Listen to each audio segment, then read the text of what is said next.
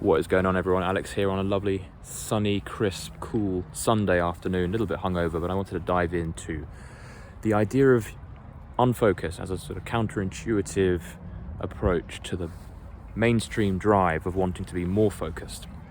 So giving us a slightly different angle on the whole focus idea and seeing if we can take a deeper look at what it means to be anti-focus, shall we say.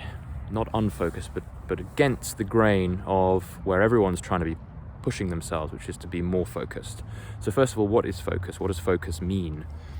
I think a lot of us resort to telling ourselves that we need to be more focused in our lives because we sense and we see what's going on around us. We see that there's seemingly a lot of chaos going on, there's a lot of uncertainty, things don't pan out the way we want them to. We look at our lives and we say, oh, it's very inefficient, so I need to be more focused. I'm doing too many things at once, I'm too distracted. Life is too complicated, too complex for me to be at ease, and I'm not finishing projects. I've got too many things going on. First of all, what we're looking at is life unfolding as it does. We need to remind ourselves of the complicated nature of life, and that a lot of the stuff that we're looking at and resisting is what's going to happen inevitably. We're going to be seeing chaos around us. We're going to be continually in uncertainty, and whether we like to believe it or not, we're never going to have that total sense of control over everything. So I think when we say we need to be more focused, we're just responding to how life is going to be. And we don't like how life is. We don't like the complexity and the chaos of life. So we try and resort to being focused. And focus is just a human construct when you think of it. It's a man-made term. It doesn't really mean anything. It means, I suppose, applying a kind of mechanical, very unhuman filter through which to see life. So that's one way of seeing it, and one way of looking at focus as a thing that might not be as beneficial as we think it should be, because life is going to be messy. Life is inherently messy, and to try and apply focus to an inherently messy life is one version of insanity, you could argue, which will make you even more stressed, even more pressured, because we're going to continually see that our lives are not focused. Our lives are messy, and we're going to continually say to ourselves until our dying breaths, I'm not happy with this messy life. What's wrong with me? We take it personally, and we resort again to applying more tools, more clever tactics, more plans, more techniques and hacks to our lives to deal with this chaos that seems to be emanating from the way we do things, when in fact all we're doing is we're seeing life unfolding as it should. And actually, if we were to take off that pressure of needing to be more focused, we might find that things go a lot more smoothly. We might find ourselves with less stress, less self-pressure, less need in ourselves, less of a kind of tight drive to want everything to be in control. And because of that, we will inevitably be more relaxed, and we will feel better, and we will not feel the need to resist what's going on in our lives, and we'll be at peace more often, more of the time. I'm not saying that we can overnight become peaceful monks immediately, but you get what I'm saying. If we haven't got this need to drive to be more focused, we're going to inevitably feel more at ease. We're going to see something chaotic happen in our lives, like all of this. Look at all this chaos. I ain't got a clue what's going on. I don't know who's going to walk down that path any second now with a flag or whatever. So we don't know what's going to happen. So to try and think that life can be any other way is futile and stressful, because we're thinking that things should be different than the way they are. And of course that's going to inevitably mean that we are going to be unhappy with where we are. So that's one way of thinking about focus, and seeing it for what it is, and seeing it in such a sense that we might see that we no longer need to feel that urge to be focused all the time.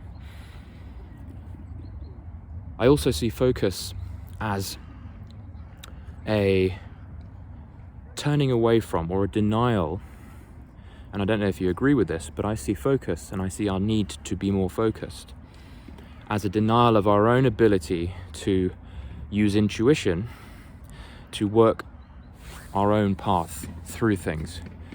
We have an innate intelligence that I talk about a lot in these videos. We have an innate wisdom that's there, that runs through us, which I believe is the same wisdom that drives the spinning of the planet, growth of oak trees from acorns. It's the same intelligence that keeps the stars hanging up in the sky and prompts animals to swarm in the swarms that they do in the sky. It's the same intelligence, and it runs through us when we are open and receptive to it. And it just drives creation itself. It drives this ongoing creative algorithm that life is the experience of. And most of us are closed off to that innate wisdom most of the day. And you'll probably have seen flashes of that innate wisdom coming through when you have been at peace, when you've just been on a run, when you're in the shower, when you're meditating. You might suddenly get an insight. And that is the same information coming through, that same wisdom, that all aspects of what we're seeing around us are benefiting from. And all we need to do is be open and receptive and relaxed enough to receive that wisdom. And if we were able to do that well, and we were able to know what was the right next step to take, which is what that wisdom is going to help us with, then why would we need focus? Why would we need all these clever tactics and plans and notebooks and goal systems? And I'm not saying that those things aren't useful, because they can provide useful milestones, especially if there's more than one person working on a project, to be able to co-communicate and have a sense of where things are moving. I think that's good. But to get overly hung up on that kind of stuff, and for those people who are setting all of these goals and trying all these clever tactics and not seeing much change in their lives, maybe it's time to question whether that stuff's as necessary as you think it was. And maybe it's time to start going back to what we could call a kind of primal attitude to living, which is to lay off all of this complicated additional signage that we use to layer over our inability to accept how simple things can be. And when I talk about simple, I'm talking about our lives can go extremely well without all of these tools, relying simply on our own gut instinct. So we've kind of come full circle here, ladies and gentlemen, in that, isn't it funny that after all of this chat about productivity hacks and clever human-made systems and computer power, we are seeing, I'm certainly seeing more and more, that all we really need is everything that lies beneath that, everything that lies beneath our overthinking. So we've got several layers going on here. We've got the computers, we've got the tools and the hacks, which inform and have been built by men to improve our capacity to think and to plan. And yes, there can be some help there.